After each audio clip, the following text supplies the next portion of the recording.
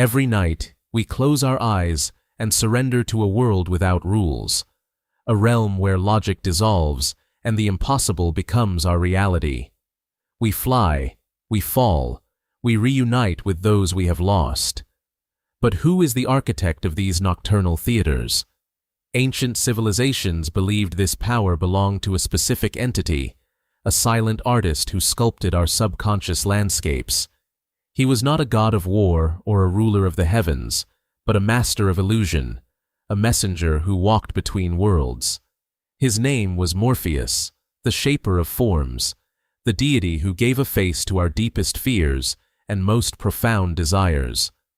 This is the story of the God who reigns over the one kingdom every human must enter, the vast, mysterious, and powerful empire of dreams, a journey into the mind of the night itself.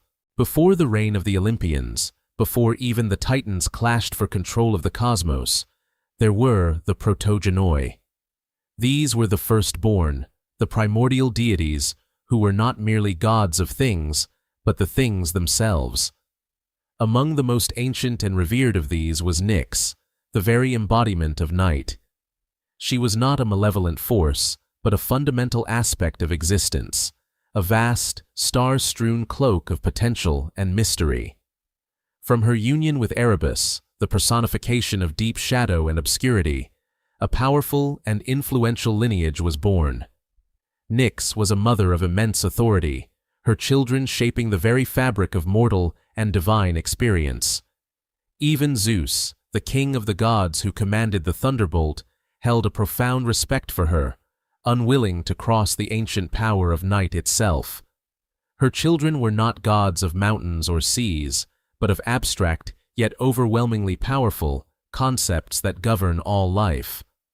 Among her most famous offspring were the twins, Hypnos and Thanatos. Thanatos represented the peaceful end of life, a gentle release, distinct from the violent conclusions brought by war or conflict. He was the quiet finality that all mortals must face. His twin brother, Hypnos, held dominion over a realm just as inevitable: sleep. Together, they represented the daily cycle of consciousness and its temporary and eventual cessation. But Nyx's brood was far larger and more varied. She gave birth to Moros, the embodiment of impending doom, to the Fates, who spun, measured, and cut the thread of every life, and to Nemesis, the inescapable agent of retribution against hubris. She was the mother of Eris, the spirit of strife, and Apathy, the personification of deceit. Each of these beings carried a piece of their mother's profound influence, operating in the subtle, often unseen spaces of existence. They were the forces that worked behind the grand dramas of the Olympians, pulling the strings of destiny, emotion, and perception. They were the children of night, and their power was woven into the very soul of the world. From this deep, primordial wellspring of shadow and slumber, a specific family would arise to govern the most mysterious territory of all, the landscape of dreams. In the furthest reaches of the world, beyond the river Oceanus, lay the land of eternal twilight. Here, in a sunless cave, dwelled Hypnos, the god of sleep. His realm was one of profound tranquility, where no light and no sound could penetrate. Poppies and other soporific herbs grew at the entrance, their essence filling the air with a drowsy perfume. Through this silent domain flowed a branch of Lethe, the river of forgetfulness, its gentle murmuring the only sound, lulling all who approached into a state of deep repose. Hypnos himself was often depicted as a beautiful young man, sometimes with wings on his temples or shoulders, able to travel across the earth and sea with silent speed. He moved unseen, touching the foreheads of the weary with his enchanted branch, or pouring a sleep-inducing liquid from his horn. His power was absolute, a gentle tyranny that no being could resist. Mortals, beasts, and even the gods themselves were subject to his command. He offered rest to the laborer, peace to the troubled mind, and a temporary escape from the pains of the world. But this gentle power could also be a formidable weapon. The most famous tale of his influence involves Hera, the queen of the gods. During the Trojan War, she devised a plan to aid the Greeks by distracting her husband, Zeus. She approached Hypnos, promising him a bride of his choosing from among the Graces if he would cast his spell upon the king of Olympus. Hypnos was hesitant. He recalled a previous occasion when he had put Zeus to sleep at Hera's bidding, only to face the Olympians' considerable anger upon his awakening. The memory of that narrow escape made him cautious, but Hera was persuasive, and her offer was too great to refuse. With the help of an enchantment from Aphrodite, Hera lured Zeus to Mount Ida. As the two embraced, Hypnos, disguised as a small night bird, settled in a nearby fir tree and worked his magic. He submerged the all-powerful Zeus in a profound slumber, allowing the tide of the war below to turn. This act demonstrates the unique position of Hypnos. He was not a warrior god, yet his subtle dominion over consciousness could alter the course of history and defy the will of the most powerful being in the cosmos. His realm was a sanctuary, but also the headquarters from which the nightly invasion of every mind was launched. And in this task, he was not alone. While Hypnos reigned as the sovereign of slumber, the actual content of that slumber, the visions, stories, and sensations of the dream world, was crafted and delivered by his children, the Oneiroi. These were the personifications of dreams, a brotherhood of phantoms who served as the messengers between the realm of sleep and the minds of mortals. Each night, they would stream forth from their father's cave in the land of twilight, a silent legion on a mission to populate the subconscious of humanity. The ancient Greeks believed that these dream spirits were not random figments of the imagination, but tangible entities with a purpose. They could be omens, warnings, divine messages, or simple falsehoods, and their origin determined their truthfulness. The Oneiroi emerged into the world through one of two gates. The first was a magnificent gate crafted from polished horn. Dreams that passed through this gate were true and prophetic. They were visions sent by the gods, glimpses of the future, or honest reflections of reality. They carried weight and significance, and a wise person would do well to heed their counsel. These were the dreams that guided heroes, warned kings, and revealed hidden truths. In stark contrast stood the second gate, fashioned from shimmering, saw-cut ivory. Dreams that emanated from this portal were deceptive and meaningless. They were illusions, designed to mislead and confuse, playing on the hopes and fears of the dreamer without any basis in reality. This duality of the gates of horn and ivory represented the profound Greek understanding of the dream experience, its potential for both profound insight and utter delusion. How could a mortal know which gate their nightly vision had passed through? This ambiguity gave dreams their potent mystery and power. The Oneiroi were the gatekeepers and the couriers of this nightly traffic. They were not simply passive images, they were active agents. They could assume any form, travel to any location, and speak with any voice. Their primary function was to bridge the gap between the divine and the mortal, delivering celestial communications in a language of symbols and narratives. They were the artists of the subconscious, painting elaborate canvases in the minds of sleepers. Among this vast host of dream spirits, 3 brothers were said to be the most powerful and specialized, the chief lieutenants of their father, Hypnos. Each had his own unique domain, his own artistic specialty in the grand theater of the mind.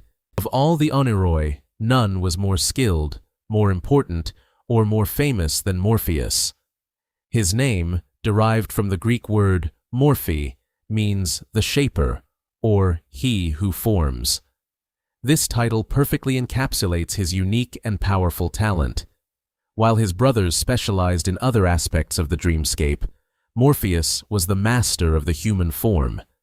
He was the chief messenger to kings and heroes, entrusted with the most critical divine communications precisely because of his unparalleled artistry in realism. Morpheus possessed the extraordinary ability to assume the guise of any human being. He did not simply create a vague likeness, he crafted a perfect replica. He could flawlessly mimic a person's face, their body, their gait, their mannerisms, and most importantly, their voice.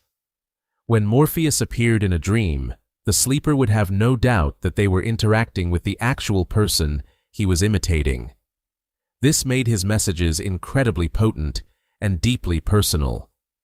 He was the actor of the dream world, a divine impersonator whose performances could bring comfort, deliver warnings, or convey profound truths directly into the heart of the dreamer.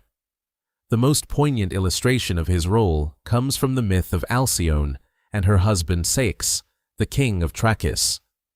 When Ceyx's ship was lost in a violent storm at sea, the gods took pity on his waiting wife, Alcyone. Hera dispatched her messenger, Iris, to the cave of Hypnos, commanding him to send a dream to inform Alcyone of her husband's fate. Hypnos chose his most talented son for the task. Morpheus assumed the exact form of the drowned Ceyx, appearing before Alcyone in her sleep. He stood before her, his form appearing just as it was after the tempest, and spoke with Ceyx's own voice, telling her of his final moments and confirming his passing. The vision was so real, so emotionally resonant, that upon waking, Alcyone knew it was not a mere fancy, but a divine message. This story highlights Morpheus's function not as a creator of fantasy, but as a messenger of reality, using his shaping ability to give a human face to divine will. He specialized in the human drama, making him the most relatable and perhaps the most important of the dream shapers. While Morpheus mastered the human element of dreams, the full spectrum of the nightly experience was painted by his two prominent brothers, who governed the realms of fear and fantasy. The first of these was Phobetor, a name that strikes a chord of unease as it translates to the frightener. The gods, however, knew him by another name, Iceless, meaning likeness. This duality is key to his nature. While Morpheus took the form of men, Phobetor was the shaper of beasts. He was the architect of nightmares. When a sleeper was pursued by a monstrous creature, a terrifying animal, or any chimerical beast, it was the work of Phobetor. He embodied the primal, non-human fears that lurk in the depths of the psyche. He was the serpent, the wolf, the great bird of prey that appears in our most troubling dreams. His creations were not meant to deceive with realism in the same way as Morpheus's, but to evoke a raw, instinctual response of alarm. He was the master of the bestial forms that represent our anxieties and vulnerabilities, the untamed aspects of nature and of ourselves. Contrasting with both Morpheus's human realism and Phobetor's animalistic terror was the third brother, Thanatos. His domain was the inanimate and the surreal. His name gives us the root of words like phantasm and fantasy. Thanatos was responsible for crafting the impossible objects and bizarre landscapes of the dream world. He created the strange, illogical scenery, the forests of stone, the flowing rivers of sand, the houses that shift their rooms, and the mountains that float in the sky.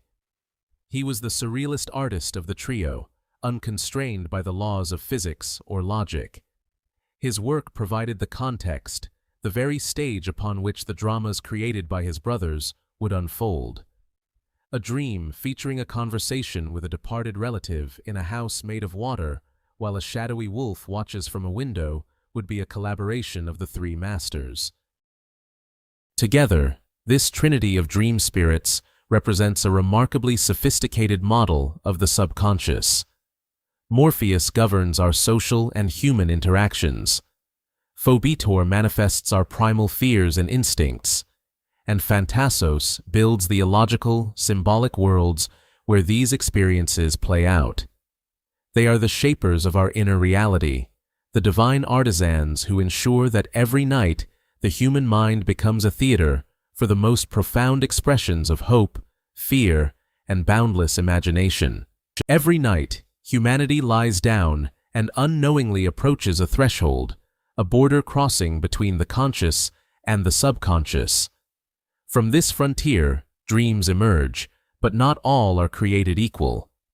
Ancient wisdom, articulated by poets like Homer and Virgil, tells of two distinct portals from which they flow, the gates of horn and the gates of ivory. These are not mere poetic fancy.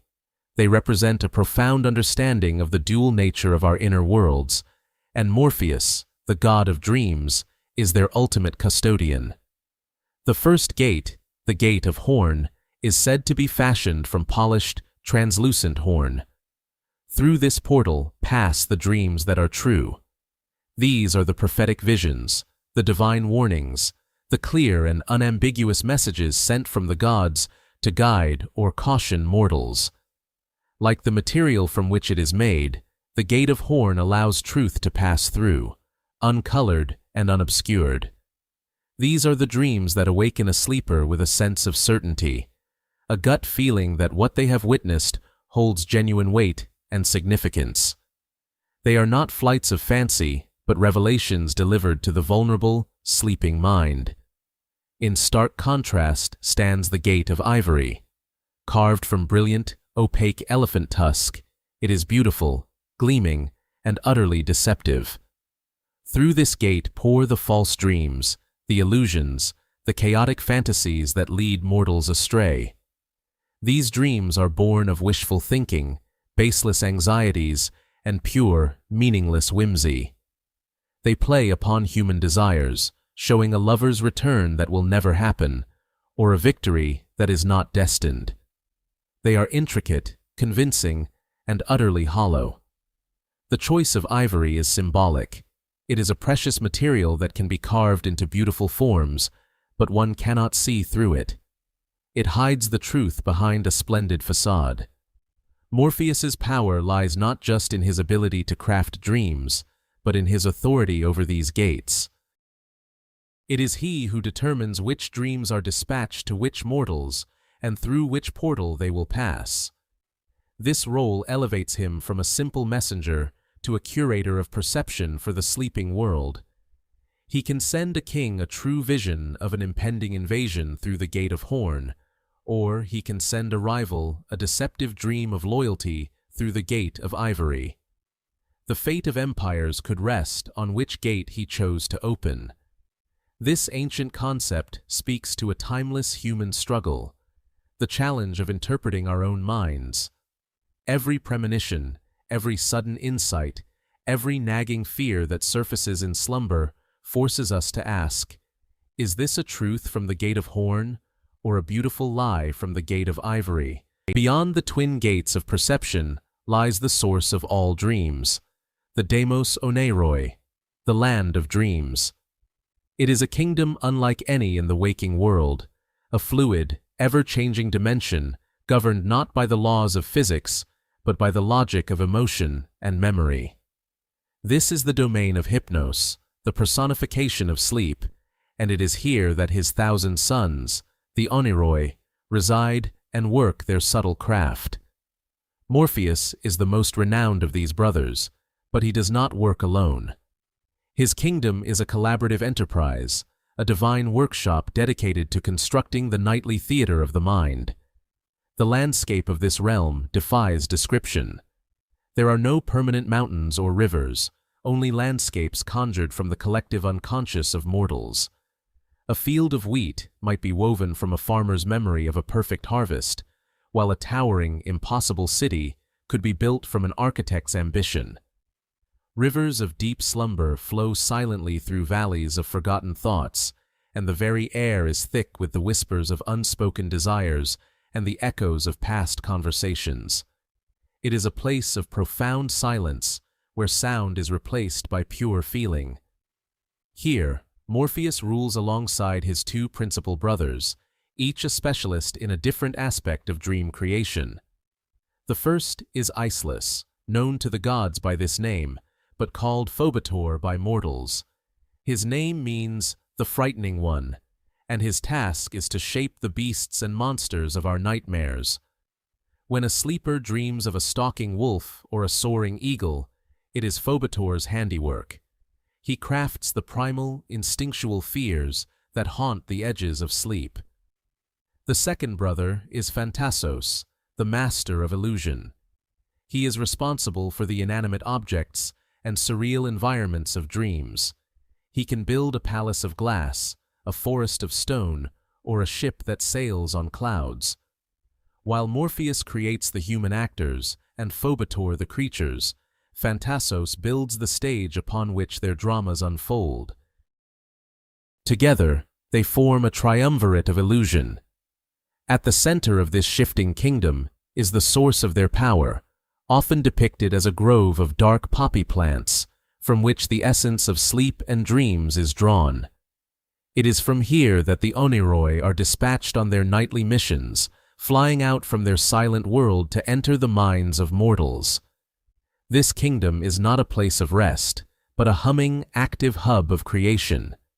It is a silent factory producing the narratives that process our days, confront our fears, and sometimes deliver messages that can alter the course of our lives forever. The whispers woven here become the shouts that echo in the waking world. The gods of Olympus rarely deigned to speak to mortals directly. Such direct communion was fraught with peril, for the raw power of a deity could overwhelm a human mind. They required intermediaries, agents who could translate their divine will into a form that mortals could comprehend and accept. While Hermes, the fleet-footed messenger, served them in the waking world, the gods possessed a far more subtle and psychologically potent tool for the hours of darkness: Morpheus. His work was the ultimate divine messenger service, operating on a level of intimacy and persuasion that no waking encounter could match. The process was a chain of celestial command. A powerful god, like Zeus or Hera, would conceive of a plan, a warning, or a deception intended for a specific mortal. They would convey this intent to Hypnos, the lord of sleep, in his silent realm. It was Hypnos who would then delegate the mission to his most capable son. For any task involving the impersonation of a human, the choice was always Morpheus. His talent was not merely in delivering a message, but in becoming the message itself. Morpheus possessed the unparalleled ability to assume the exact form, voice, and mannerisms of any human being. He was a perfect mimic, a divine actor of infinite range. He would study his target from afar, learning the nuances of their relationships. When he entered a king's dream, he would not appear as a god, but as the king's most trusted advisor, urging a particular course of action. To a grieving widow, he might appear as her departed husband, offering words of comfort or guidance. This method was devastatingly effective. A message delivered by Hermes could be questioned or ignored, but a message delivered by Morpheus felt like a personal revelation, an idea emerging from one's own subconscious. It bypassed the skepticism of the conscious mind and planted itself deep within the psyche. How could a hero doubt the advice of his beloved father, even if that father was long gone? How could a queen ignore the pleas of her dearest handmaiden? Morpheus's messages were not external commands. They were internalized truths, making them nearly impossible to resist. This was divine intervention of the highest order.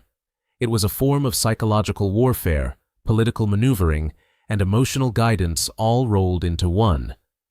By shaping the dreams of kings, queens, and heroes, Morpheus could steer the course of battles, influence royal successions, and mend or break the hearts of mortals, all without ever setting foot in the waking world.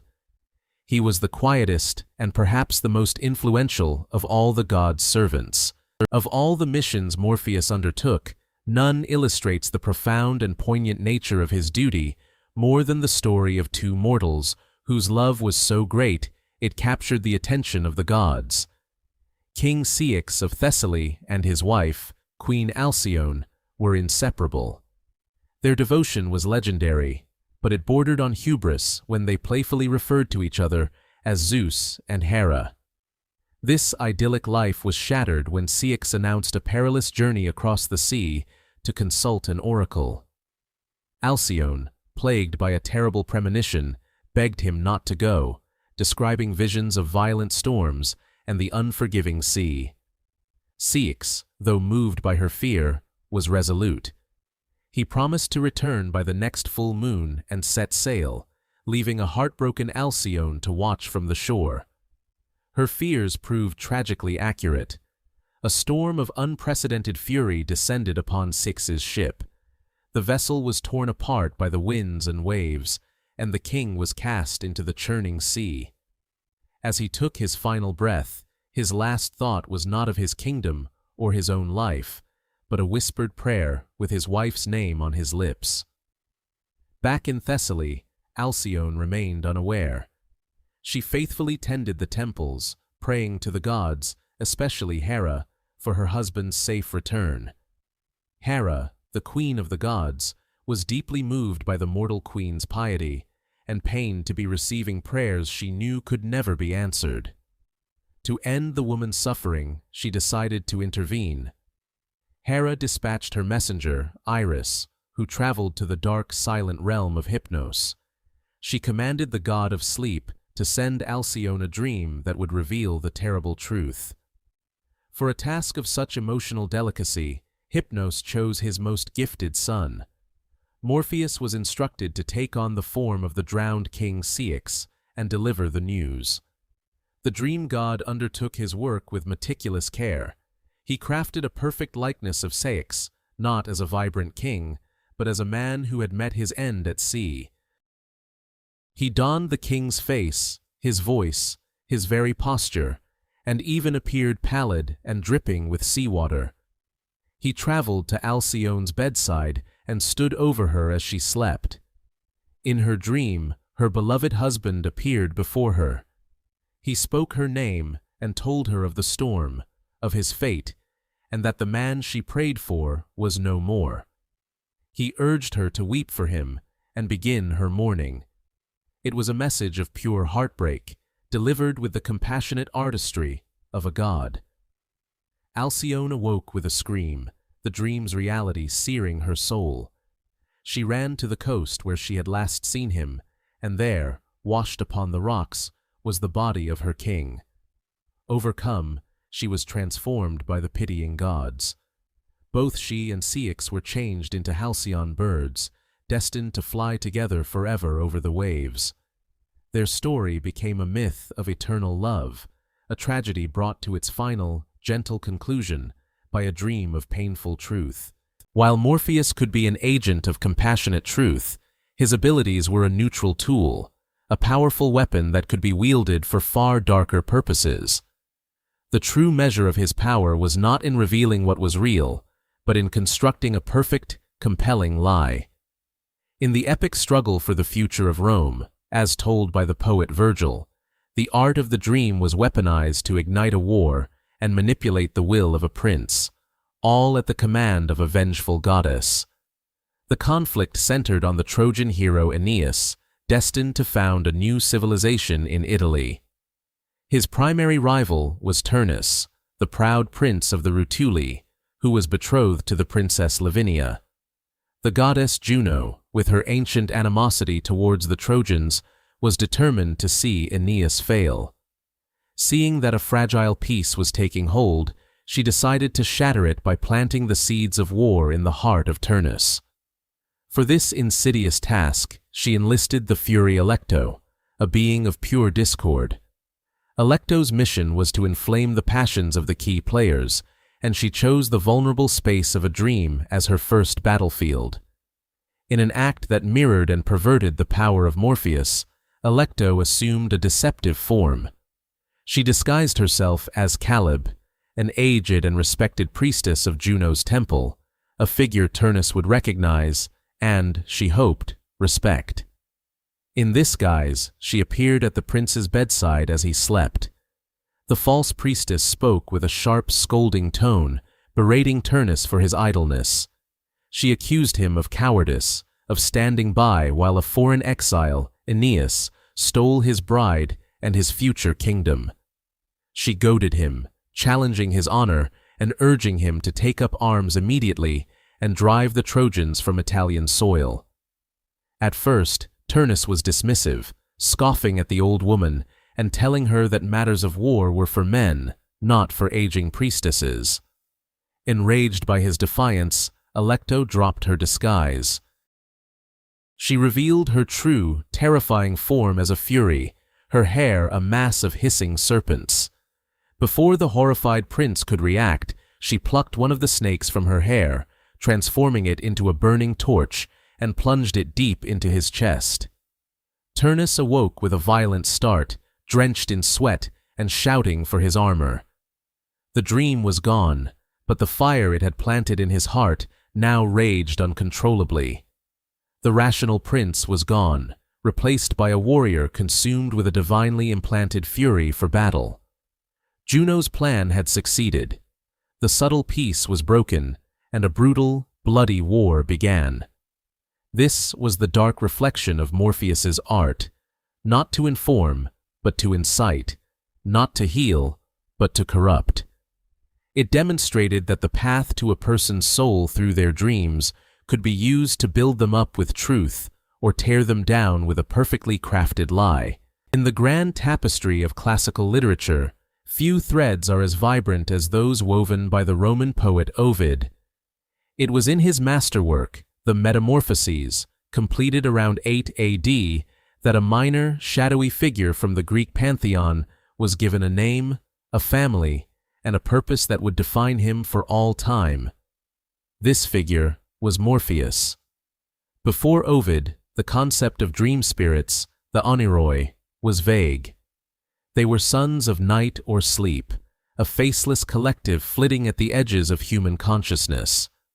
But Ovid, a poet obsessed with transformation, saw an opportunity.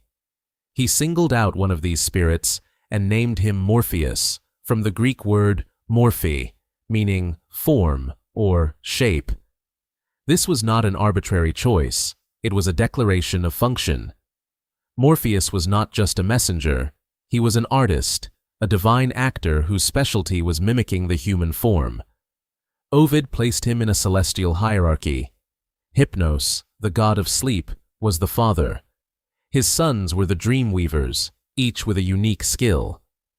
Aeschylus shaped the forms of beasts, while Thanatos crafted inanimate objects and landscapes.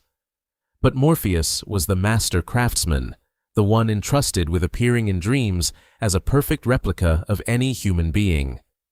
His most famous role comes in the poignant tale of Ceyx and Alcyone. After King Ceyx is lost in a tempest at sea, his devoted wife Alcyone prays relentlessly for his return. The gods, moved by her pleas, dispatch Morpheus. He is tasked with the delicate mission of informing her of the truth. He doesn't simply deliver a message, he becomes Ceyx. He assumes the king's exact form, his voice, his posture, even the pallor of his final moments. He stands before the sleeping Alcyone, a perfect, heartbreaking illusion, and tells her of his fate. This act is not one of cruelty, but of divine compassion, a way to grant her closure through the medium of a dream. Through this single, powerful story, Ovid transformed Morpheus from a nameless phantom into a complex character of profound psychological depth. He was now the ultimate illusionist, the god who could wear any face, a bridge between the world of the living and the memory of those departed. Ovid's creation was so compelling, so poetically complete, that it superseded all previous notions. From this point forward, when the Western world spoke of the god of dreams, they spoke of Ovid's Morpheus, the master of metamorphosis, whose stage was the sleeping mind. How does one capture a dream in solid stone or pigment on canvas? For centuries, artists across Europe grappled with this challenge, and their muse was Ovid's Morpheus. While few authenticated classical statues of the god survive, The poet's vivid descriptions provided a powerful blueprint for future generations. The challenge was to depict a being defined by his formlessness, his ability to be anyone. Artists, therefore, focused on his symbolic attributes. He was almost always shown as a youthful, beautiful figure, embodying the peaceful and restorative nature of sleep. His most consistent feature was a pair of wings, not the powerful pinions of an eagle, but the delicate, silent wings of a moth or butterfly, signifying his gentle, quiet passage into the minds of mortals. In his hand, he often holds a cluster of poppy flowers, the source of sleep-inducing opiates, a direct link between the mythological and the botanical. One of the most celebrated portrayals is the 18th century sculpture by Jean-Antoine Houdon. Carved from pristine marble, Houdon's Morpheus is the picture of tranquility. He is a serene youth, head resting on his arm in a deep, untroubled slumber. The sculpture is less about the god in action and more about the state he represents, complete and utter peace.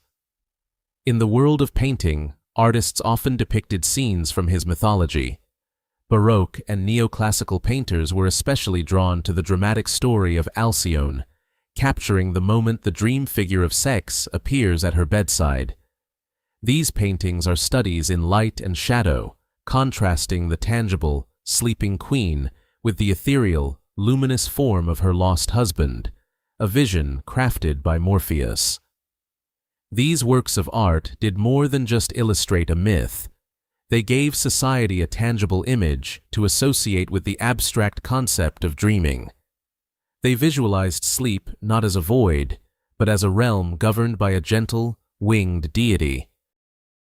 Through the careful placement of symbols, the poppies, the silent wings, the youthful face, artists translated a literary idea into a universal visual language. They gave a face to the faceless, turning the master of illusion into an icon of repose, a silent guardian whose image promised a peaceful journey through the night. The connection between Morpheus and the poppy flower was, for centuries, purely symbolic. It was a poet's metaphor for the plant's known ability to induce slumber and quiet the mind. The milky sap of the opium poppy had been used for millennia, a powerful substance in the ancient world's pharmacopoeia, offering respite from physical distress. But in the early 19th century, this mythological link would be forged into a scientific reality, forever cementing the dream god's name in the annals of medicine. The story begins in a small apothecary in Paderborn, Germany, with a brilliant young pharmacist named Friedrich Serturner. Fascinated by the inconsistent effects of raw opium, he embarked on a series of daring experiments between 1804 and 1817. He sought to isolate the specific compound responsible for its potent effects. Through a painstaking process of chemical separation, he succeeded in crystallizing a pure, alkaline substance from the opium, the first time an active ingredient had ever been isolated from a medicinal plant. He had discovered the key to the poppy's power. Now, he needed a name for this revolutionary compound. He could have chosen a clinical, scientific term. Instead, he reached back into the classical world, to Ovid's Metamorphoses. Recognizing that the primary effect of his new substance was to induce sleep and create a dreamlike state, he named it morphine, in direct honor of Morpheus, the god of dreams. It was a moment of profound significance. The mythological bringer of slumber had become the namesake for the world's most effective pain reliever. The discovery of morphine was a watershed moment in medical history. It allowed for standardized dosages and offered unprecedented relief to patients enduring surgery or chronic ailments. Yet, this triumph carried a shadow. The very potency that made morphine a medical miracle also made it highly addictive. The blissful sleep it offered could, with overuse, turn into a cycle of dependency. The name Serturner chose became imbued with a tragic irony. Morpheus, the gentle god who brought comforting illusions to sleeping minds, was now associated with a substance that could create a waking state of profound struggle for those caught in its grasp. The line between a dream and a delusion, between healing and harm, had become astonishingly thin, all under the name of the ancient god of sleep. While the name Morpheus is never uttered on a Shakespearean stage, his spirit is a constant, powerful presence throughout the bard's collected works. In the tumultuous world of Elizabethan England, sleep was not merely a biological necessity. It was a profound metaphor for peace, innocence, and an escape from the burdens of power and conscience. William Shakespeare, a master of human psychology, understood this better than anyone. He weaponized slumber and dreams as dramatic devices, giving voice to the deepest anxieties and desires of his characters. In Henry IV, Part 2, a king, weighed down by his crown, laments his inability to find rest. He speaks to sleep directly, envying the wet sea boy who can find repose in the midst of a storm, while he, the ruler of a nation, lies awake. This is a direct appeal to the power Morpheus represents, the divine gift of oblivion that is denied to the troubled mind. The king's soliloquy is a plea for the peace that only the god of dreams can bestow. In The Tempest, the spirit Ariel uses music to lull characters into a deep slumber, manipulating their states of consciousness on Prospero's behalf. This magical sleep is a tool of control and illusion, a state where the characters are vulnerable to the island's enchantments, a perfect echo of the dream realm governed by the classical gods. Elsewhere, sleep is the mark of a clear conscience. Lady Macbeth, her mind fractured by guilt, finds that she can no longer find restorative rest. Her sleepwalking is a terrifying perversion of peaceful slumber, a state where her inner turmoil is laid bare. She has been forsaken by the gentle god. Shakespeare's characters constantly personify sleep, addressing it as a gentle sleep, a sweet sleep, or nature's soft nurse. They summon it, beg for it, and curse its absence. Through this rich and varied language, Shakespeare embeds the function of Morpheus deep within the English lexicon. He translates the classical myth into a universal human experience. He shows that for kings and commoners alike, the journey into the night is a pilgrimage, a search for the temporary solace that only a journey into the land of dreams can provide. The god may be nameless, but his power is felt in every troubled sigh and every peaceful breath on the Shakespearean stage. As the rigid order of the Enlightenment gave way to the passionate introspection of the Romantic era, the figure of Morpheus underwent another transformation. For the Romantic poets and artists of the late 18th and early 19th centuries, dreams were not just messages or illusions. They were the very source of creative inspiration. The sleeping mind was a gateway to the sublime, a realm of untamed emotion, profound truth, and boundless imagination. Morpheus was no longer just a messenger. He became a muse. This fascination is perfectly captured in the poetry of John Keats. In his famous Ode to a Nightingale, he yearns for a state of being that is akin to a dream, a drowsy numbness that would allow him to escape the pains of the world and merge with the beauty of the bird's song. In his sonnet, To Sleep, he directly addresses the personification of slumber, calling it the soft embalmer of the still midnight, and begging it to seal the hushed casket of my soul. For Keats and his contemporaries like Samuel Taylor Coleridge, whose fantastical poem Kubla Khan was famously conceived in a dream state, Morpheus was the keeper of the keys to the subconscious. He was the patron of the inner world, the divine force that unlocked the visions and emotions that reason could not access. This artistic reverence for the dream state was complicated by a very real chemical influence. Laudanum, a tincture of opium and alcohol, was widely used during the period, prescribed for everything from coughs to nervous disorders. Many prominent romantic figures used the substance, which blurred the lines between natural dreams and chemically induced reveries. This created a complex feedback loop. The art celebrated the visionary power of dreams, while the artists themselves sometimes used a substance named for the dream god to access those states. Morpheus, in this era, became an archetype for the artists themselves, a solitary figure, trafficking in visions, existing on the boundary between reality and imagination. The Romantics elevated the dreamer from a passive recipient of divine messages to an active explorer of the soul's deepest territories. They cemented Morpheus's legacy not merely as a god of sleep, but as the divine patron of the creative imagination, a role he would carry forward into the modern age of psychology and surrealist art, forever the guardian of the world within. In the late 20th century, the ancient god of dreams was summoned from the depths of mythology and given a new, complex life. This resurrection did not happen in a temple, but on the pages of a comic book that would redefine the medium's literary potential. In 1989, writer Neil Gaiman introduced the world to his version of Morpheus, the protagonist of the Sandman series. This was not the peripheral deity of Ovid's tales, but a central, cosmic entity, one of 7 endless beings who govern the fundamental aspects of existence.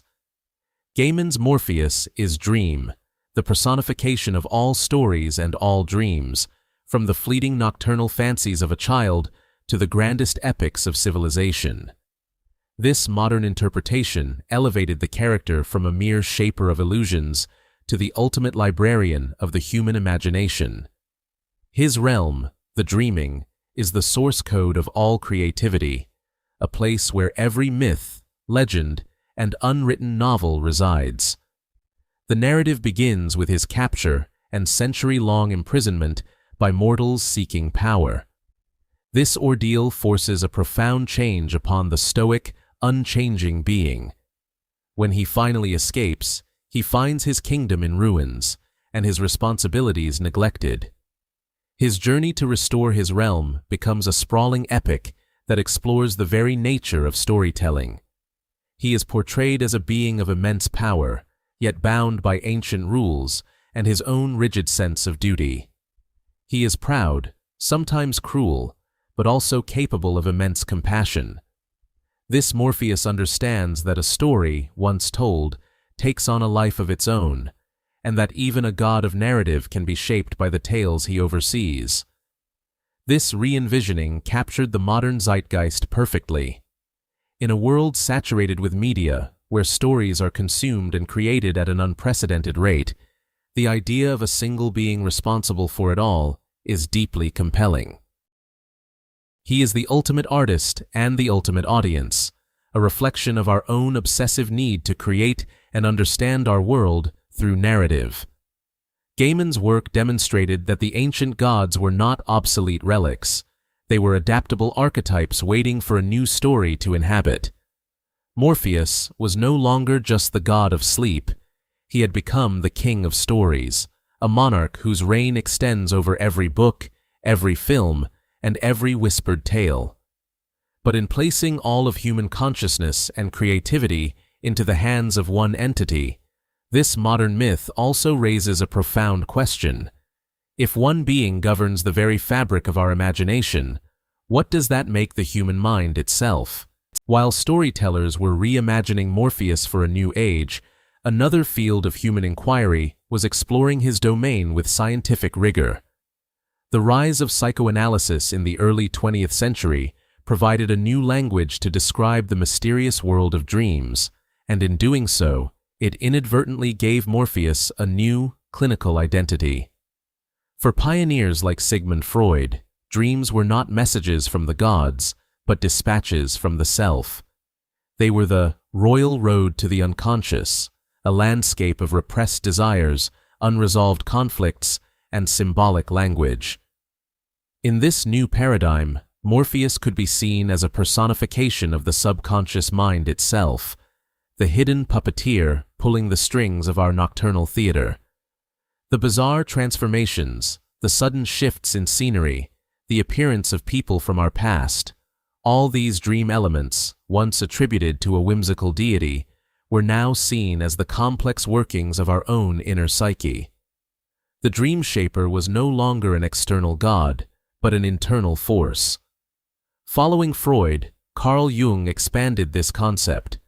For Jung, dreams were not just about personal repression. They were a connection to a deeper, universal layer of the human mind he called the collective unconscious. This was a shared reservoir of primordial images and ideas, or archetypes. Within this framework, Morpheus transforms into a powerful archetypal figure. He is the wise old man, the guide who leads us through the labyrinth of our own souls. He is the shadow, confronting us with the parts of ourselves we refuse to acknowledge in our waking lives. He is the gatekeeper to a world of universal symbols, helping the individual mind process its place in the grander human story. This psychological reframing does not diminish the power of the myth, it deepens it. It suggests that the ancient Greeks, in creating a god of dreams, were giving a name and a face to a profound psychological truth they instinctively understood. They recognized that a powerful, creative, and often inscrutable intelligence was at work while they slept. They built an altar to the very part of the mind that science would later seek to map. Morpheus, the divine entity, became Morpheus, the psychological process.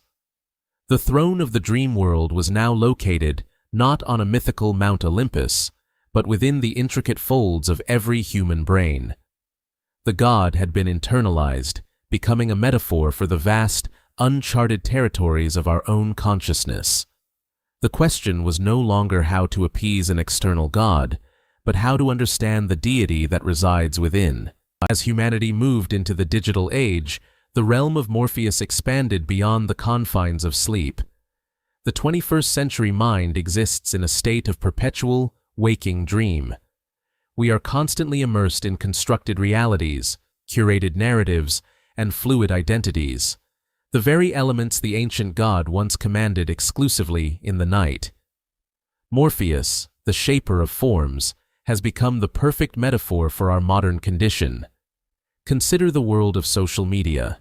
Here, individuals craft idealized versions of themselves, presenting a carefully edited narrative of their lives. Each profile is a dream self, a form shaped for an audience, existing in a digital space that is both real and illusory. We scroll through the dreams of others, an endless feed of manufactured realities, blurring the line between authentic experience and performance. Morpheus is no longer just shaping our sleeping visions. His principles are shaping our waking social interactions. The realm of virtual reality and immersive gaming represents an even more direct parallel.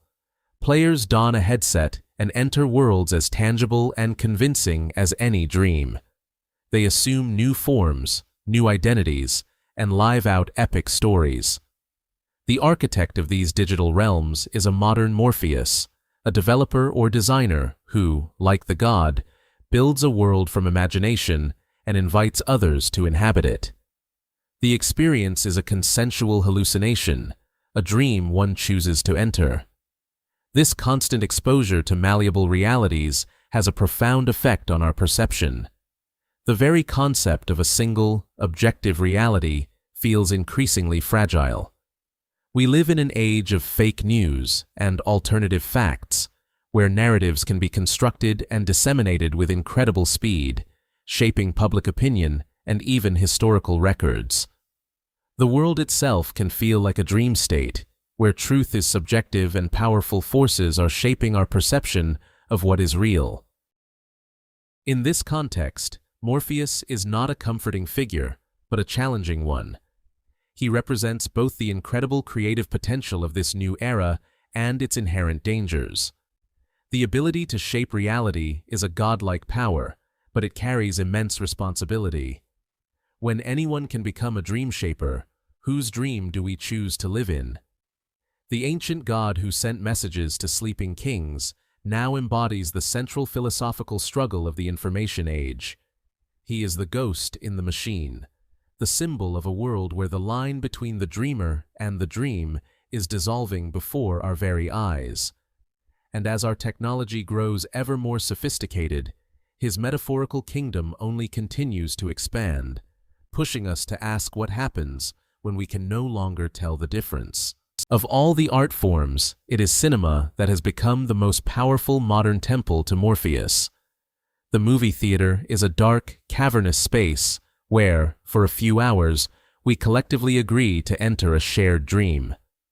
The filmmaker, in this context, is the high priest, the direct inheritor of the dream god's power.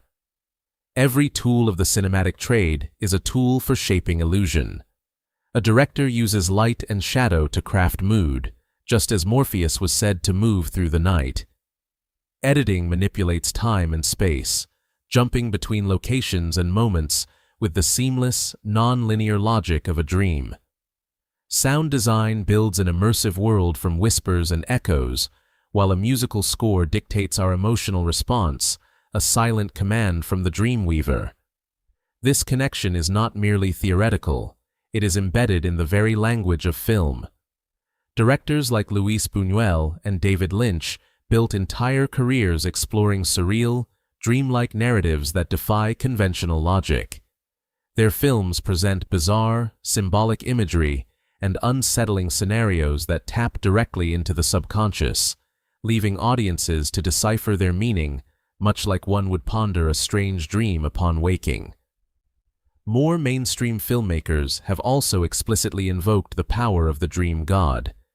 In The Matrix, Morpheus is the name of the guide who awakens the protagonist to the fact that his reality is a sophisticated, computer-generated dream. He offers a choice between the comfortable illusion and the difficult truth, a modern interpretation of the god's role as a messenger. In Christopher Nolan's Inception, the characters are literal architects of dreams, building labyrinthine worlds within the minds of others. The film visualizes the concepts of shared dreaming and layered subconsciousness, turning the abstract domain of Morpheus into a thrilling, tangible landscape of collapsing cities and gravity-defying corridors. These films, and countless others, demonstrate that the core function of Morpheus, to create convincing, immersive, and emotionally resonant illusions, is the ultimate goal of any storyteller working in a visual medium. He is the patron saint of the special effects artist, the cinematographer, and the director. He represents the magic trick at the heart of cinema, the ability to make an audience believe, completely and utterly, in a world spun from pure imagination. The ancient Greeks could never have conceived of a technology that could project dreams onto a screen for millions to see, yet they created the perfect god to preside over it. The flickering light of the projector is the modern hearth fire, and the stories it tells are the dreams we choose to have with our eyes wide open. From a shadowy figure in the court of Hypnos to a global cultural icon, the journey of Morpheus is a testament to the enduring power of myth. He is a concept so fundamental to the human experience that he has been continuously reinvented, reborn in every era, to reflect our evolving understanding of ourselves and our reality. In antiquity, he was the divine messenger, the tangible link between the mortal world and the unknowable will of the gods. He gave shape to the formless anxieties and hopes of humanity, providing answers, warnings, and prophecies in the silent hours of the night. He was an explanation for the inexplicable, a personification of the mysterious world that every human being enters when they close their eyes. With the dawn of reason and science, his role shifted. He became a metaphor, a poetic name for the intricate, hidden machinery of the human mind. He was the artist in residence of the subconscious, the curator of our deepest memories and desires. He reigned over a kingdom that could be mapped by psychology, yet one that never lost its sense of profound mystery and personal significance. In our modern, hyper-connected world, his influence has expanded beyond the mind to encompass the very nature of reality itself. He is the symbol of the storyteller, the patron of the filmmaker, the ghost in the digital machine.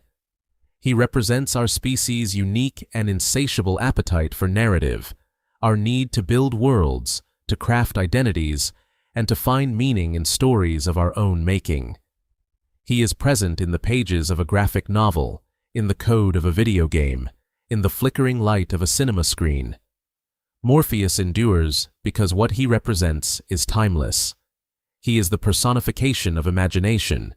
He is the bridge between the known and the unknown, the conscious and the subconscious, the real and the imagined. He is the quiet recognition that our inner worlds are as vast and as important as the outer one. As long as humanity continues to dream, whether in sleep or in waking life, his reign will continue. As long as we tell stories to our children, build worlds on screens, or simply close our eyes and wonder, we are paying tribute to the ancient dream shaper. His form may change, his name may be forgotten and revived, but the god of dreams will never truly fade, for his kingdom is the infinite landscape of human potential.